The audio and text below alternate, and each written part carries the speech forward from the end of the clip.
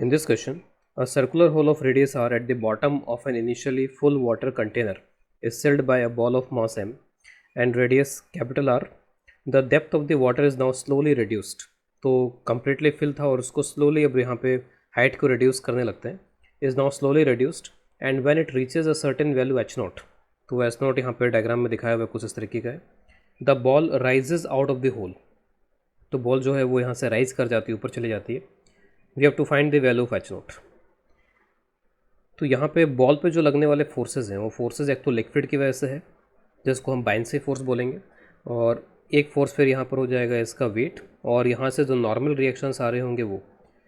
तो अल्टीमेटली जब यहाँ पर ये लिफ्ट करेगा तो उस टाइम पे जो नॉर्मल रिएक्शन है वो नॉर्मल रिएक्शन जीरो हो जाना चाहिए और बाइंसी और एम जस्ट यहाँ पर बैलेंस करने चाहिए.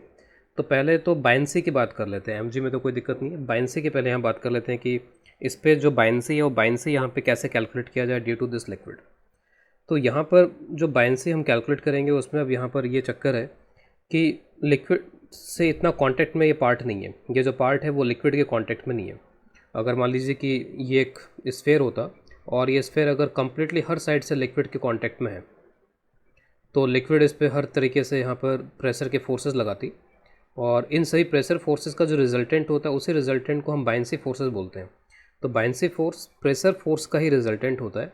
तो हर तरीके से हर साइड से हर तरफ से यहाँ पर ये कांटेक्ट में रहता और फिर ये बाइंसी फोर्स यहाँ पर इसके वजह से लगता. तो बाइंसी फोर्स यहाँ पर कितना हो जाता है? बाइंसी फोर्स उस केस में हो जाता 4/3 पाई आर क्यूब इंटू जी. तो डेंसिटी मल्टीप्लाइड बाई ये पूरा वॉल्यूम हो जाता. उस केस में बाइंसी फोर्स इतना लगता. तो density 4/3 pi r cube into g. लेकिन अभी फ़िलहाल ये सिचुएशन यहाँ पे नहीं है. इसमें अब ये सिचुएशन नहीं है. सिचुएशन ये है कि कुछ पार्ट यहाँ पर इस कंटेनर से बाहर आ गया है. तो बाइंसी फोर्स प्रेशर फोर्सेस का ही रिजल्टेंट होता है.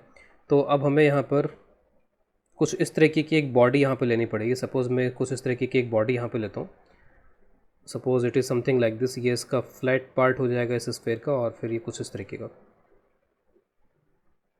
तो सपोज़ अगर मैं कुछ इस तरीके की बॉडी लूँ और ये बॉडी अगर हर साइड से लिक्विड के कांटेक्ट में अगर होती, अगर हर साइड से लिक्विड के कांटेक्ट में अगर ये बॉडी होती तो यहाँ से फोर्स लगता है, यहाँ से भी लगता है, यहाँ से हर जगह से इस पर फोर्सेस लगते हैं. ये बॉटम पे ही फोर्सेस लगते हैं यहाँ पे, और इन सभी फोर्सेस का जो रिजल्टेंट है वो हमारा बाइंसी फोर्स हो जाता. और बाइंसी फोर्स फिर इस वॉल्यूम को हमें कैलकुलेट करना पड़ेगा कि ये वॉल्यूम कितना होगा, क्योंकि यहाँ पर ये इतना पार्ट ट्रंकाटेड है इसका. ये पार्ट यहाँ से कटा हुआ है एक तरीके से. ये पार्ट जो है एक तरीके से वो कट कर दिया गया इसमें. तो अगर ये वॉल्यूम v है तो रो v इंटू जी हो जाएगा इसका बाइंसी फोर्स. लेकिन हमारे केस में यहाँ पे क्या हो रहा है, हमें किस पे बाइंसी फोर्स की जरूरत पड़ रही है? तो जो लिक्विड का फोर्स है बस वो इतने सरफेस के ऊपर लग रहा है यहाँ पे, वो बॉटम पे भी यहाँ पर इस तरीके से नहीं लग पाएगा. तो हमें एक तरीके से बाइंसी फोर्स जब हम कैलकुलेट करेंगे तो बाइंसी फोर्स की कैलकुलेशन हमारे लिए एक तरीके से यहाँ का जो फोर्स है वो मिसिंग हो जाएगा यहाँ पे. और यहाँ पे जो फोर्स लग रहा है वो फोर्स एक तरीके से कितना लग रहा है इसमें, अगर ये कम्प्लीटली लिक्विड के कांटेक्ट में होता तब तो ये बॉटम पे फोर्स कितना लगता. तो बॉटम पे फोर्स लग जाता है यहाँ पे डेंसिटी. यहाँ प्रेशर कितना है? तो pressure is rho ji H. अगर प्रेशर रो जी एच होता है, एच को मैं एस नोट से यहाँ रिप्लेस कर देता हूँ इनटू पाई. और ये जो एरिया है एक सर्कुलर टाइप का एरिया होगा क्योंकि इसके जो रेडियस है वो रेडियस यहाँ पे आर के बराबर है, तो पाई आर स्क्वायर. तो ये जो फोर्स है वो फोर्स यहाँ पर हमारे इस बाइंड से मिसिंग होगा. सिर्फ यही फोर्सेज यहाँ पर लग रहे होंगे. तो अगर यही फोर्सेस यहाँ पर इसमें लग रहे हैं तो अब हमारा जो बाइंसी फोर्स होगा इसमें से मेरे को ये वाला कंट्रीब्यूशन माइनस करना पड़ेगा, तब जाके इस पे बाइंसी फोर्स आएगा. तो इसमें जो बाइंसी फोर्स है, now this buoyancy force will become rho V g. आप बाइंसी कह लो या फिर ऐसे कह लो कि लिक्विड यहाँ पे कितना फोर्स लगा रहा है, तो वट एवर यू से. तो buoyancy rho V g minus this rho ji h naught pi are square, या जो भी हाइट है यहाँ पर उस हाइट के अकॉर्डिंग यहाँ प्रेशर हो जाएगा और फिर उसके according rho ji H into pi are square कर देंगे. तो यहाँ पर अब ये बाइंसी फोर्स हो गया. अब ये जो बाइंसी फोर्स है इसमें दो चीज़ें हैं. एक तो वॉल्यूम सबमर्ज्ड, ये हमें कैलकुलेट करना पड़ेगा. अब हाइट को, जैसे हाइट पहले स्टार्टिंग में ज़्यादा थी, तो अगर हाइट यहाँ पर ज़्यादा थी और उसके बाद में यहाँ पर अब हाइट को लगातार यहाँ पर कम करते जा रहे हैं, तो हाइट यहाँ पर लगातार कम होती जा रही है. इसका मतलब जो माइनस हो रहा है वो कम हो रहा है अगर ये हाइट कम होती जा रही है तो हाइट कम होती जा रही है, उसके वजह से माइनस यहाँ पे कम हो रहा है. माइनस कम हो रहा है तो बाइंसी फोर्स यहाँ पे इंक्रीज़ होता जा रहा होगा.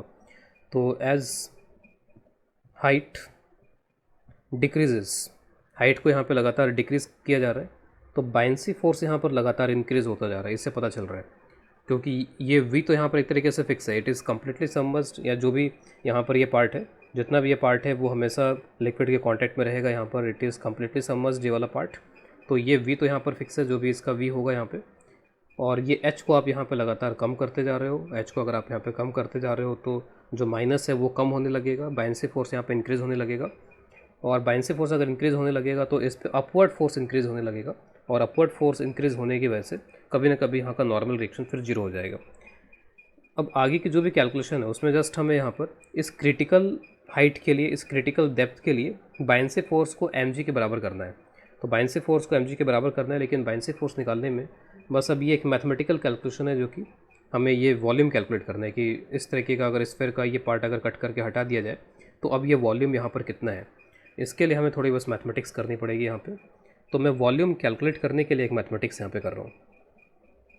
तो सेपरेटली एक मैथमेटिक्स यहाँ पे कर लेते हैं, फिर वापस हम अपने इस क्वेश्चन में आ जाएंगे।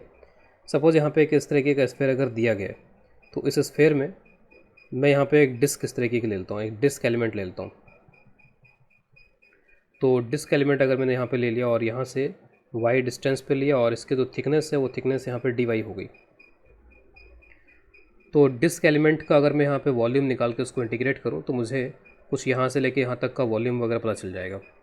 तो एलिमेंट ऑफ इस जो एलिमेंट है डिस्क, उसका वॉल्यूम यहाँ पे कितना हो जाएगा, volume of this disk this is equal to, तो इसका एरिया और एरिया को थिकनेस से मल्टीप्लाई कर देंगे। तो एरिया के लिए यहाँ पे इसकी रेडियस चाहिए होगी इस डिस्क की, तो रेडियस यहाँ पर हो जाएगी √r² माइनस y²। तो ये इसकी रेडियस हो गई, तो पाई इस रेडियस का स्क्वायर, तो रूट हट जाएगा, तो r² माइनस y², और थिकनेस है dy।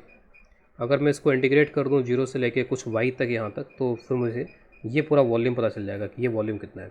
तो इसको इंटीग्रेट करते हैं, वैल्यूज़ रखते हैं, तो पाई इज़ कॉमन, और यहाँ पे r² y आ जाएगा, और यहाँ पे हो जाएगा y³/3।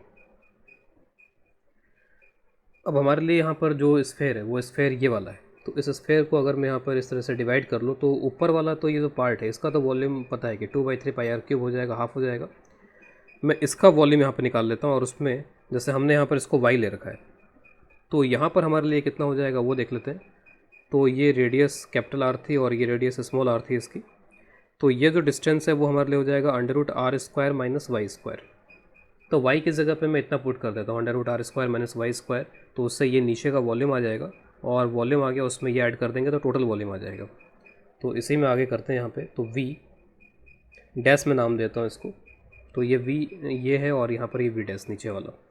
तो पाई मैं y कॉमन निकाल लेता हूँ, तो एक y कॉमन निकाल लिया, तो यहाँ पर हो जाएगा √r² माइनस y² कॉमन हो गया, और अंदर r² बचेगा y हटने के बाद में, और यहाँ पे y² आएगा, और जो y है एक तरीके से, सॉरी ये r² माइनस स्मॉल r², जो y हमारे लिए वो इतना है √r² माइनस r², तो उसके स्क्वायरिंग हो जाएगी डिवाइडेड बाई 3।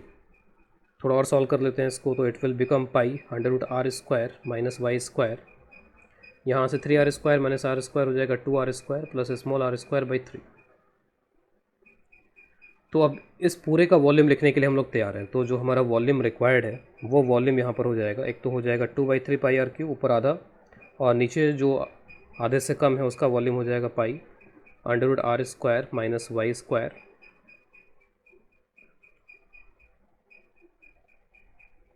ये भी y नहीं होगा यहाँ पर, ये y गलती से लिख दिया था मैंने, r होगा यहाँ पर, ये तो दिस इज स्मॉल r², इसको सही कर लेंगे, स्मॉल r²। तो यहाँ पे 2r² प्लस r²/3। कुछ कॉमन लेना चाहें तो यहाँ पे कॉमन वगैरह लिया जा सकता है, तो उसको हम बाद में देख लेंगे।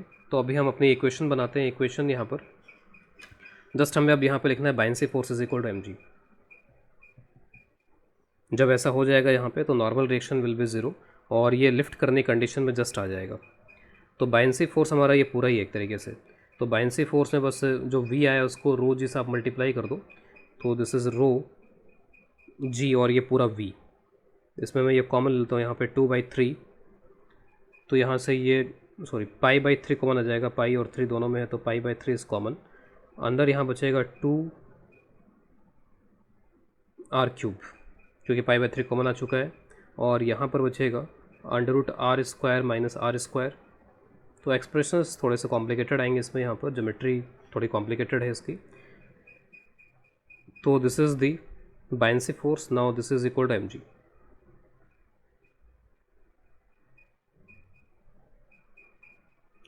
बायनेंसी फोर्स में यहाँ पर ये एक टर्म और रह गया, माइनस करना पड़ेगा इसको, तो this has to be minus, तो ये माइनस कर दिया यहाँ पर इसमें।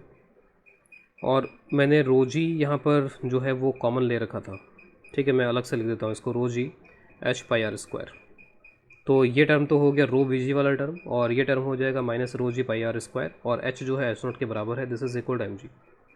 तो दोनों साइड से जो जी है वो जी यहाँ पे कैंसिल हो जाएगा, और आप एच नॉट की वैल्यू आप कैलकुलेट कर सकते हो। तो जस्ट मैं इसमें जो भी मैनिपुलेशन उसको करते हुए एच नॉट लिख देता हूँ। तो एच नॉट की वैल्यू जो यहाँ पर आएगी that will be 2 R cube divided by 3 R square, थोड़ा मैनिपुलेट करके बस लिख रहे हैं एक्सप्रेशंस को।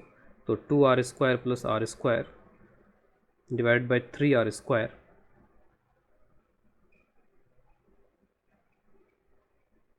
क्योंकि आर स्क्वायर सब में डिवाइड हो रहा है यहाँ पर, R square minus M divided by pi rho R square. ठीक है, तो ये इसका फाइनल आंसर यहाँ पर इसमें बन रहा है।